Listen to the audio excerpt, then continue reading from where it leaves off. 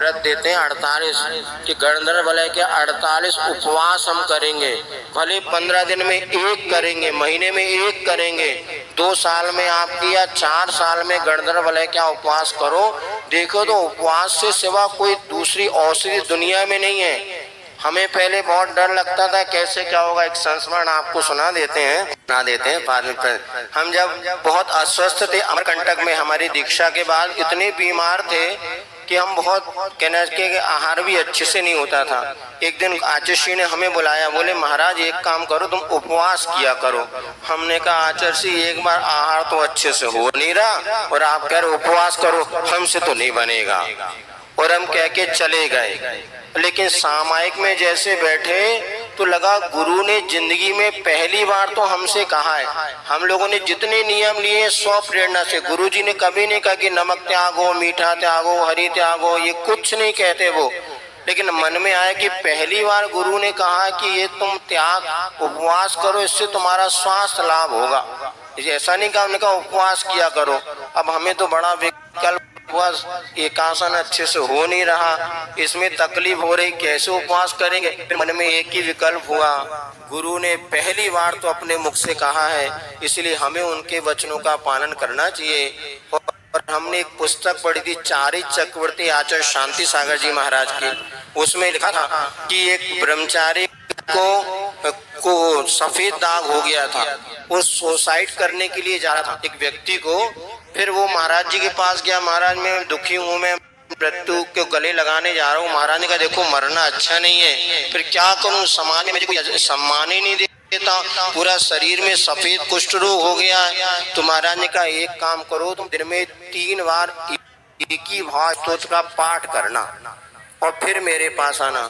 उसने 1 माह तक एक ही भाव स्तोत्र का पाठ किया, उसका सारा का सारा को जो सफेद दाग रोग था वो दूर हो गया। फिर वो महाराज के पास पहुंचा, महाराज थोड़ा सा बचा हुआ है। तो महाराज ने सिर पे हाथ रखा, वो भी दूर हो गया। उन्होंने क्षुल्लक दीक्षा ली थी, चारे क्षुल्लक दीक्षा के व्रत ग्रहण किया। जब मेरा जीवन बच गया, अब में से वो कथा हमने पढ़ी तो हमें लगा कि एक ही भाव स्तोत्र के व्रत करना चाहिए। उस समय कोई एक ही भाव स्तोत्र के व्रत करता ही नहीं था। हम आचार्य के पास गए, हमने कहा आचार्य आपका आशीर्वाद, हम एक ही भाव स्तोत्र के 25 उपवास करेंगे, लेकिन कब तक करेंगे कोई गारंटी नहीं, सीमा नहीं बांधे, जैसा हाँ आपको अच्छा करो। तो उन्होंने अच्छा बढ़िया आशीर्वाद दिया। और सन 2000 की बात है और 2023 है, हम अनुभव कर रहे हैं कि हमारी सारी बीमारी मात्र एक उपवास करने से 50 बीमारी दूर हो जाती। पेट की सबसे बड़ी समस्या का उपाय है, कोई को पेट में बस आप उपवास करो, खाना नहीं खाना, खाना नहीं खाना तो नहीं खाना। एक नीति है, सुन रहे हैं आप लोग, जब कहे मन खाऊं नहीं खाऊं, खाऊं नहीं खाऊं तो क्या करना, बिल्कुल नहीं खाना। और पाखाना जाना नहीं जाना तो जरूर जाना। अर्थात नहीं खाने से कभी आप बीमार नहीं होंगे, ज्यादा खाने से बीमार होंगे। जितने आपको कमर आदि की समस्या हो रही ना, ये नहीं खाने वालों की नहीं, ये खाने वालों की है। अगर ये उपवास व्रत करने लगे, गारंटी है हमारी कि आपको 6 महीने में ऐसा आनंद आएगा कि आप नीचे बैठ सकेंगे और कई किलोमीटर की पदयात्रा कर सकेंगे।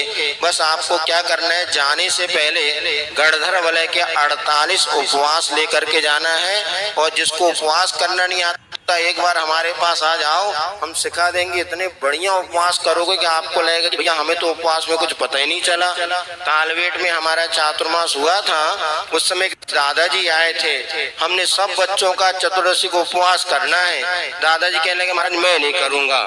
हमने कहा क्यों? बोले 75 में मैंने एक उपवास किया था, 1975 में, तब मुझे जो चक्कर आया था आज तक याद है, मैं और कभी उपवास की सोच भी नहीं सकता।